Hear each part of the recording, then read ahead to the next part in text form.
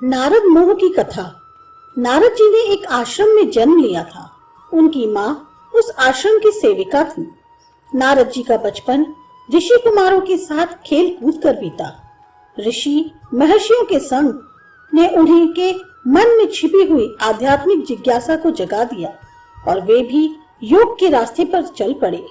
अपनी तपस्या के बल पर उन्होंने रिद्धि सिद्धियां प्राप्त की और सदा के लिए अमर हो गए। नारद जी को यह अभिमान हो गया कि उनसे बढ़कर इस पृथ्वी पर और कोई दूसरा विष्णु का भक्त नहीं है। उनका व्यवहार भी इस भावना से प्रेरित होकर कुछ बदलने लगा।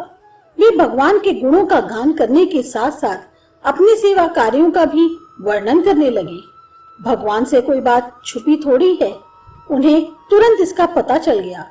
भला वे अपने भक्त का पतन कैसे देख सकते थे, इसलिए उन्होंने नारद जी को इस दुष्ट प्रवृत्ति से बचाने का निर्णय किया। एक दिन नारद जी और भगवान विष्णु साथ साथ वन में जा रहे थे कि अचानक विष्णु जी एक वृक्ष के नीचे थक कर बैठ गए और बोले, भाई नारद जी, हम तो थक गए, प्यास भी लगी है, कहीं से पानी मिल जाए तो लाओ। हमसे तो प्यास के मारे चला ही नहीं जा रहा है, हमारा तो गला सूख रहा है। नारद जी तुरंत सावधान हो गए। उनके होते हुए भला भगवान प्यासे रहे? वे बोले, भगवान अभी लाया, आप थोड़ी देर प्रतीक्षा करें। नारद जी एक ओर को दौड़ लिए। उनके जाते ही भगवान मुस्कुराए और अपनी माया को नारद जी को सत्य के मार्ग पर लाने का आदेश दिया। माया शुरू हो गई। नारद जी थोड़ी दूर ही गए होंगे कि एक गांव दिखाई पड़ा, जिसके बाहर कुएं पर कुछ युवा स्त्रियां पानी भर रही थी। कुएं के पास जब वे पहुंचे तो एक कन्या को देखकर अपनी सुध बुध खो बैठी, बस उसे ही निहारने लगे। यह भूल गए कि वे भगवान के लिए पानी लेने आए थे। कन्या भी समझ गई। वे जल्दी जल्दी जल से घड़ा भरकर अपनी सहेलियों को पीछे छोड़कर घर की ओर लपकी। नारद जी भी उसके पीछे हो लिए। कन्या तो घर के अंदर चली गई, लेकिन नारद जी ने द्वार पर खड़े होकर नारायण नारायण का अलख जगाया। गृह स्वामी नारायण का नाम सुनकर बाहर आया। उसने नारद जी को तुरंत पहचान लिया। अत्यंत विनम्रता और आदर के साथ वह उन्हें घर के अंदर ले गया और उनके हाथ पैर धुलाकर स्वच्छ आसन पर बैठाया तथा उनकी सेवा सत्कार में कोई कमी न छोड़ी। तब शांति के साथ उनके आगमन से अपने को धन्य बताते हुए अपने योग्य सेवा के लिए आग्रह किया। नारद जी बोले, आपके घर में जो आपकी कन्या जल का घड़ा लेकर अभी अभी आई है, मैं उससे विवाह करना चाहता हूँ। गृह स्वामी एकदम चकित रह गया, लेकिन उसे प्रसन्नता भी हुई कि मेरी कन्या एक ऐसे महान योगी तथा संत के पास जाएगी। उसने स्वीकृति प्रदान कर दी और नारद जी को अपने घर में ही रख लिया। 2-4 दिन पश्चात शुभ मुहूर्त में अपनी कन्या का विवाह नारद जी के साथ कर दिया तथा उन्हें ग्राम में ही उतनी धरती का टुकड़ा दे दिया कि खेती करके वे आराम से अपना और परिवार का पेट भर सके। अब नारद जी की वीणा एक खूंटी पर टंगी रहती, जिसकी ओर उनका ध्यान बहुत कम जाता। अपनी पत्नी के आगे नारायण को वे भूल गए। दिन भर खेती में लगे रहते, कभी हल चलाते, कभी पानी देते, कभी बीज बोते, कभी निराई गुड़ाई करते। जैसे जैसे पौधे बढ़ते, उनकी प्रसन्नता का पारवान न रहता। फसलें हर वर्ष पकती कटती, अनाज से उनके कोठार भर जाते। नारद जी गांव के एक संपन्न किसान माने जाने लगे। वर्ष पर वर्ष बीतते चले गए। नारद जी की गृहस्थी भी बढ़ती गई। 3-4 लड़के लड़कियां भी हो गए। अब नारद जी को एक क्षण की भी फुर्सत न थी। वे हर समय उनके पालन पोषण तथा पढ़ाई लिखाई में लगे रहते अथवा खेती में काम करते। अचानक एक बार वर्षा के दिनों में तेज बारिश हुई। कई दिनों तक बंद होने का नाम ही नहीं लिया। बादलों की गरज और बिजली की कड़क ने सबके हृदय में भय उत्पन्न कर दिया।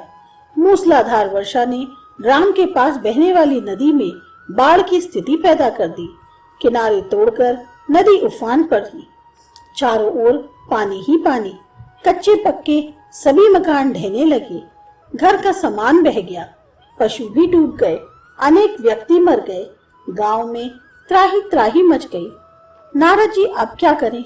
उन्होंने भी घर में जो कीमती थोड़ा बहुत सामान बचा था उसकी गठरी मुठरी बांधी और अपनी पत्नी तथा बच्चों को लेकर पानी में से होते हुए जान बचाने के लिए घर से बाहर निकले। बगल में गठरी, एक हाथ से एक बच्चे को पकड़े, दूसरे से अपनी स्त्री को संभाले तथा पत्नी भी एक बच्चे को गोद में लिए एक का हाथ पकड़े धीरे धीरे आगे बढ़ी। पानी का बहाव अत्यंत तेज था तथा यह भी नहीं पता चलता था कि कहाँ गड्ढा है और कहाँ टीला। अचानक नारद जी ने ठोकर खाई और गठरी बगल से निकलकर बह गई। नारद जी गठरी कैसे पकड़े? दोनों हाथ तो घिरे थे। सोचा जैसी इच्छा फिर कमा लेंगे। कुछ दूर जाने पर पत्नी एक गड्ढे में गिर पड़ी और गोद का बच्चा छूटकर बह गया। पत्नी बहुत रोई, लेकिन क्या हो सकता था। धीरे धीरे और 2 बच्चे भी पानी में बह गए। बहुत कोशिश की उन्हें बचाने की, लेकिन कुछ न हो सका। दोनों पति पत्नी बड़े दुखी, रोते कलपते, एक दूसरे को संतावना देते आगे कोई ऊंची जगह ढूंढते बढ़ते रहे। एक जगह आगे चलकर दोनों एक गड्ढे में समा गए। नारद जी तो किसी प्रकार गड्ढे में से निकल आए, लेकिन उनकी पत्नी का पता नहीं चला। बहुत देर तक नारद जी उसे इधर से उधर दूर दूर तक ढूंढते रहे, लेकिन व्यर्थ। रोते रोते उनका बुरा हाल था। हृदय पत्नी और बच्चों को याद करके फटा जा रहा था।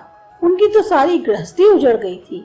बेचारे क्या करें, किसे कोसे, अपने भाग्य को या भगवान को। भगवान का ध्यान आते ही नारद जी के मस्तिष्क में प्रकाश फैल गया और पुरानी सभी बातें याद आ गई। वे किस लिए आए थे और कहाँ फंस गए? ओहो, भगवान विष्णु तो उनकी प्रतीक्षा कर रहे होंगे। वे तो उनके लिए जल लेने आए थे और यहाँ गृहस्थी बसाकर बैठ गए। वर्षों बीत गए गृहस्थी को बसाने में और फिर सब नष्ट हो गया। क्या भगवान अब भी मेरी प्रतीक्षा में उसी वृक्ष के नीचे बैठे होंगे? यह सोचते ही बाढ़ नदारद हो गई। गांव भी अंतर्धान हो गया। वे तो घने वन में खड़े थे। नारद जी पछताते और शर्माते हुए दौड़े।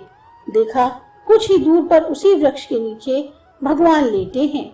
नारद जी को देखते ही वे उठ बैठे और बोले, अरे भाई नारद, कहाँ चले गए?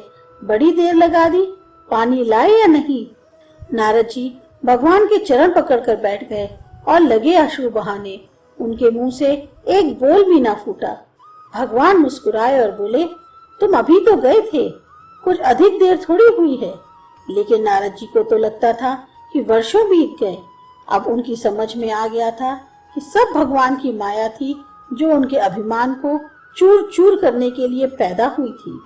उन्हें यह बड़ा घमंड था कि उनसे बढ़कर त्रिलोक में कोई दूसरा भक्त नहीं है। जरा सी देर में ढेर हो गया। वे पुनः सरलता और विनय के साथ भगवान के गुण गाने लगी।